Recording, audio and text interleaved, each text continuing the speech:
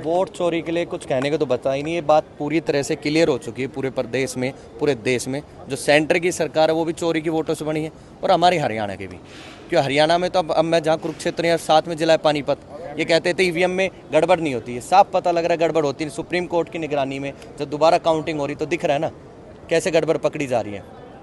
तो इतनी बड़ी चोर सरकार है जहाँ एक एक विधानसभा में जय राहुल जी ने 1-1 लाख फर्जी वोट है। और जैसे हमारे नेता भूपेंद्र सिंह हुड्डा ने कहा आप एफिडेविट दीजिए, फिर हम प्रूफ करते हैं एक एक चीज़ कैसे प्रूफ की जाती है।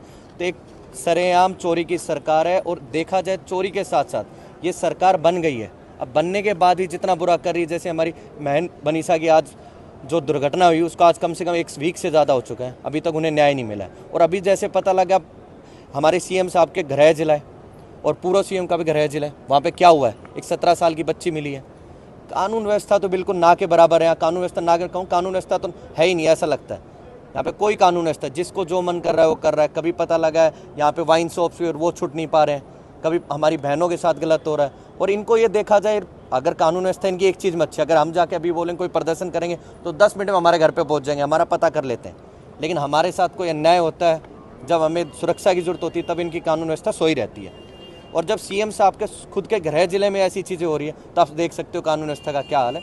और वोट चोरी की बात करें, पानीपत का उदाहरण हमारे साथ है। हमारे नेता राहुल गांधी जी ने प्रूफ किया कि कैसे उन्होंने आपके पूरे प्रेस के सामने आके उठ के पूरे विद प्रूफ सबूत दिया। और उसके बाद मीडिया मीडिया कह रहा हूँ, ये हमारे चुनाव आयोग कैसे अपनी पुष्टि कर रहा है, क्या बातें बोल रहा है, उसे साफ पता लग रहा है कि एक खुले तौर पर आज ये बात कहते कहते हमको आज 2 साल हो चुके हैं।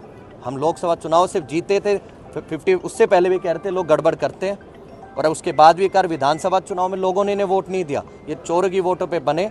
ये तो आपने सीएम साहब की भी वो वोट वीडियो सबने देखी होगी, हमने सब तरीके के जुगाड़ वगैरह कर रखे हैं, और पता लग गया जुगाड़ कैसे कर रखे थे।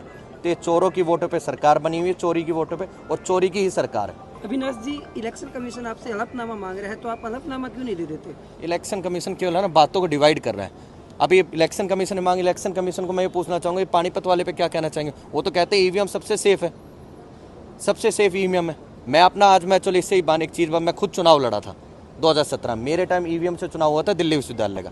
जब चुनाव हुआ तो मैंने बोला कि मेरे टाइम पे इनकी मशीनें ब्लर हो गई थी, वहाँ पे वोटिंग दिखाई नहीं दे रही थी। तब मैंने अपील लगाई तो बोला ऐसा कुछ होता ही नहीं।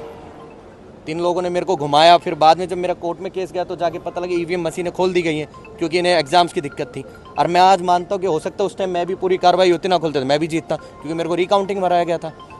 रिकाउंटिंग तो हरियाणा के राणिया में भी हुई, लेकिन उसका कोई फायदा नहीं मिला। देखिए एक ये बात है, इनके फायदे, इनका सब कुछ, इनके सीएम साहब कुछ उन्होंने सब तरीके के जुगाड़, ये भी सुप्रीम कोर्ट की निगरानी में हुआ। अगर यहाँ पे प्रदेश में होता तो ये भी नहीं हो पाता, तो ये भी नहीं पकड़ा जाता, क्योंकि यहाँ पे सरकार ने सारे जुगाड़ कर रखे हैं। और मेरे को लगता है वो सुप्रीम कोर्ट की निगरानी में हुआ, इन्हें पता नहीं लगा ऐसा कुछ हो रहा है, नहीं तो ये भी नहीं होने देते। चुनाव आयोग बार बार बोल रहा है कि हलफनामा दीजिए, हलफनामा दीजिए, तो हलफनामा क्यों नहीं दिया जा रहा, उसमें इतना डिले क्यों हो रहा है? डिले देखो, ये बात मैं कहूँगा चुनाव आयोग जो कह रहा है, मैं इतना कह सकता हूँ, चुनाव आयोग जो उनका अपने सबने स्पीच सुनो क्या क्या कह रहा है कि सबकी इज्जत होती है, कैसी कैसी बातें कर रहा है। आप खुल के बात कीजिए, राहुल जी को बुलाइए ना, बात करिए, वो विद प्रूफ देने को तैयार है। और राहुल जी ने कहा अभी तो फिल्म बाकी है, अभी तो ट्रेलर, अभी आप देखते रहो क्या क्या चीज़ें पता लगती है। और हमारे नेता हुड्डा साहब ने कहा आप एफिडेविट दीजिए, हम भी ट्रेलर दिखाते हैं, हम भी फिल्म दिखाएंगे हरियाणा में क्या किया।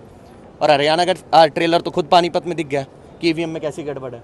अविनाश जी, जिसमें एक राहुल जी ने वोटर का नाम लिया कि इसका 4 वोट है, उसका कल से वीडियो वायरल हो रखा है, और वो कह रहा है कि मैंने ये 4 वोट कटवा दिए है। देखो राहुल जी ने नाम लिया, जब तक कटवा दी, अब उस पर बेचारे पे इतना दबाव डाल दिया होगा, हो सकता है कि ये सरकार ऐसी दबाव, उसको नहीं पता किस किस तरीके से टॉर्चर किया होगा जो वीडियो बनवाई होगी। ये तो मानते उसकी 4 वोट थी 4 वोट, ये तो माना इन्होंने। उन्होंने स्पष्ट कहा कि अलग अलग समय की अलग अलग वोट थे और मैं अपना रेजिडेंस बदलता था। ये चुनाव आयोग वही है, जैसे राहुल जी ने प्रेस कॉन्फ्रेंस की थी उसके बाद है ना डिजिटल, वो आपने बोलते ऑनलाइन जो डिजिटल वो सूची थी वो गायब कर दी थी, वही चुनाव आयोग है। तो चुनाव आयोग पे तो विश्वास ही नहीं किया जा सकता।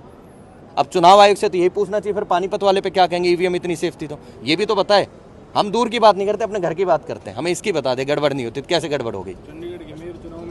चंडीगढ़ का मेयर का चुनाव सबसे बड़ा उदाहरण है। तो ये सरकार चोरी की सरकार है। और सैनी साहब से ये कहूँगा, सरकार आपकी चल रही है, कम से कम हमारी बहनों को तो सुरक्षा दे दो, कम से कम ये उनसे हाथ जोड़ के विनती है हमारी बहनों को सुरक्षा दे दो। धन्यवाद, नमस्कार।